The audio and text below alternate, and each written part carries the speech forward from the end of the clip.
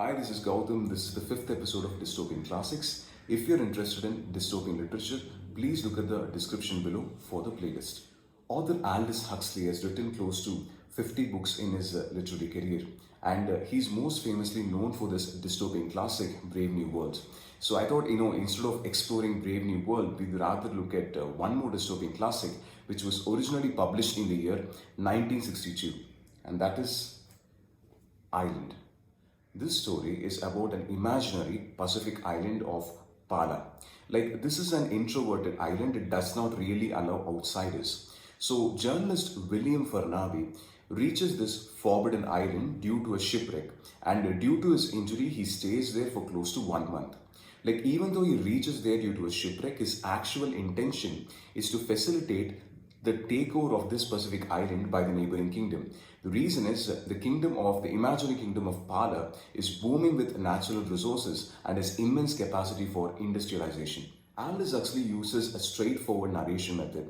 Like when William Farnaby stays in the island and explores the island, through his eyes and by different people explaining to William Farnaby, the author provides information regarding the island to us, the readers. So it starts like this. If you look at the historical aspect, the 100 years earlier, this Raja of Pala was suffering a very severe illness, and he was treated by a Western doctor. Post-treatment, both the doctor and the Raja of Pala interact, and both of them begin to appreciate both the Eastern and the Western worlds, and they try to reinvent the island to create a utopia where the best practices of both the Western and Eastern hemispheres of the world are integrated.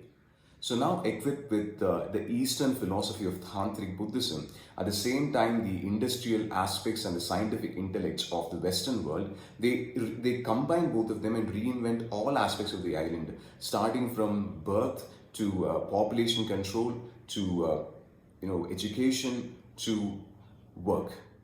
Over the course of several days, when William stays in this island, he begins to understand that this is so wonderful what they've actually created, and he asks questions within himself. Should he be facilitating this takeover of Pala kingdom by this by aggressive military monarch?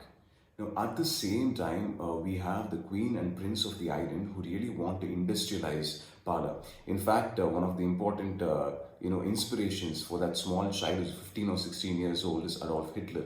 So they feel that these aspects of this utopian idea of the island is really not helping, and they'll need to adopt motor vehicles, cars and weapons. The story from then on follows William's mind and the internal conflict within himself. Like, should he help the takeover of the island, or is there any possibility in which he can prevent them? And that leads you to the climax. The story is a reflection of several things which make up today's world, where individuals from both Western and Eastern hemispheres appreciate the aspects of the other. The story could also mean that it is impossible to be an isolated island, that in one way or the other, the external factors will influence you, meaning no place is isolated. Well, at the same time, the depiction of the island was also in relevance to the Cold War of the 1960s, when the United States of America and the Union of Socialist Soviet Republics tried to bring in as many countries into their fold as possible. See, but I wouldn't say that the book is not without its flaws. The thing is, when Huxley wants to present the idea that this is a perfect island, he repeats the same phenomenon in different aspects. The point is same. The island is perfect. They are perfect combination of Western and Eastern philosophy and the ideas. And over a period of time, it's as if you're stuck in a loop, and you kind of want to say, yes, I do get the point, but the story is kind of stagnant. So if you excuse that flaw, and if you can stick on with it till the end of the book, I would definitely say it's a worthy read. So that's it for the Dystopian Classic episode of today. For the next Dystopian Classic, meet you in 2 weeks' time. That's it for now.